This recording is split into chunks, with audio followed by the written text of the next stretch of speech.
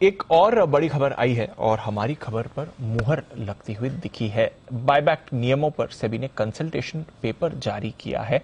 क्या है ये नए नियम, किस तरह से होगा इसका इम्पैक्ट और इन नए नियमों का फायदा या फिर एक डायरेक्ट इम्पैक्ट कहां पर आ सकता है, ये थोड़ा समझा जाए अरमान के साथ। अरमान बताइए, क्या है ये नियम और इसकी वजह से कहां पर रखनी है नजर? जी बिल्कुल, एक ये नया कंसल्टेशन पेपर जारी किया है और ये नियम ये कहता है कि कंपनियां टेंडर ऑफर के जरिए एक साल में 2 बार जो है बायबैक लाने की छूट है। उसी के साथ साथ अगर साल में एक से अधिक अगर बायबैक के लिए अगर एक से अधिक बायबैक करना है तो उसके लिए उनको स्पेशल रेजोल्यूशन लेना होगा। अगर आप देखें कि एक बायबैक के लिए ओवरऑल जो लिमिट है वो 25% ऑफ पेड अप कैपिटल होती है और अगर 2 बायबैक करना है तो उसके लिए एक ओवरऑल लिमिट जो इस कंसल्टेंसी पेपर में है वो लगभग 40% की है। उसी के साथ साथ कंपनी ने, अगर आप देखेंगे सर्कुलर में, अगर एक और शर्त यह भी है कि कंपनी नेट डेट फ्री मतलब नेट कर्ज मुक्त होना चाहिए तो ही वो जो है 2 बायबैक कर सकती है।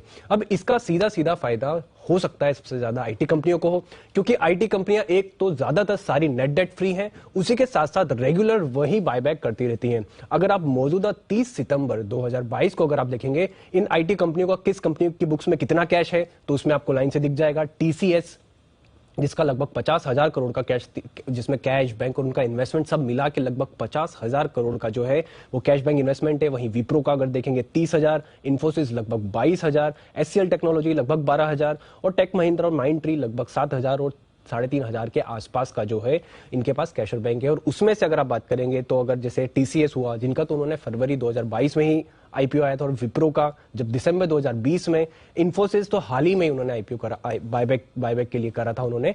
तो ओवरऑल ये जो कंपनियां हैं आईटी कंपनियां जो लगातार बायबैक करती रहती है, साल दर साल बायबैक करती रहती है, अगर उनको ये ऑप्शन दिया जाए तो हो सकता है कि शायद वो इस चीज का फायदा उठाए। साल में 2 बार अब आईटी कंपनीज बायबैक ला सकती हैं। बिल्कुल। और 40% साइज भी बढ़ गया। 40% ओवरऑल, पहले पेड अप कैपिटल 25% का था, अब वो 40% कर दिया दोनों का मिला के। और बस उनको एक रिक्वायरमेंट की है कि वो नेट डेट फ्री होना चाहिए कंपनी। वो तो सारी कंपनियां हैं और कैश रिजर्व भी अच्छे हैं। बिल्कुल। जैन साहब, और तैयारी कर लिया, फिर बड़े बायबैक्स आ सकते हैं, कैसे देखते हैं सर अगर ये कंसल्टेशन पेपर एक्चुअली इंप्लीमेंट हो जाता है रूल्स के जरिए? बिल्कुल, ये डेट्स वाला तो बहुत ही इंपॉर्टेंट चीज है। पहले भी एक कंपनी आई थी शायद एलएनटी के साथ हुआ था, डेट्स है और आप एक तरफ बायबैक भी कर रहे हैं। और आईटी कंपनीज तो देखिए world over, in fact US markets में भी देखते हैं तो आईटी कंपनीज बायबैक के थ्रू ही रिवॉर्ड करती है। एंड करे भी क्यों नहीं, क्योंकि इतना कैश फ्लोज आते हैं, इतना जनरेशन होता है और उसके बाद कुछ करने को रहता नहीं है। और क्योंकि उनके एक्सपेंशन वैसे नहीं होते हैं और अननेसेसरली फिर उनको कहीं ना कहीं एक्विजिशंस करने पड़ते हैं, इनऑर्गेनिक ग्रोथ की बात करनी पड़ती है। सो बेटर वे ये है और 2 बार इनफैक्ट ये आईटी कंपनीज के लिए हुआ है प्योरली। सो आई थिंक ये आईटी कंपनीज के लिए काफी अच्छी खबर है। जस्ट दैट की दूसरे अभी कंट्रीज में और ओवरऑल जो डिमांड की जो प्रॉब्लम आ रही है उसके लिए आईटी कंपनीज थोड़े सबड्यूड चल रहे हैं। बट मुझे लगता है कि टीसीएस, इन्फोसिस बहुत बढ़िया लेवल्स पे है। सो दोनों स्टॉक्स को लेना चाहिए। और इवन एचसीएल टेक भी है या टेक महिंद्रा है, ये सारे आईटी कंपनीज ऐसे लेवल्स पे जहां से डाउनसाइड रिस्क कम लगती है।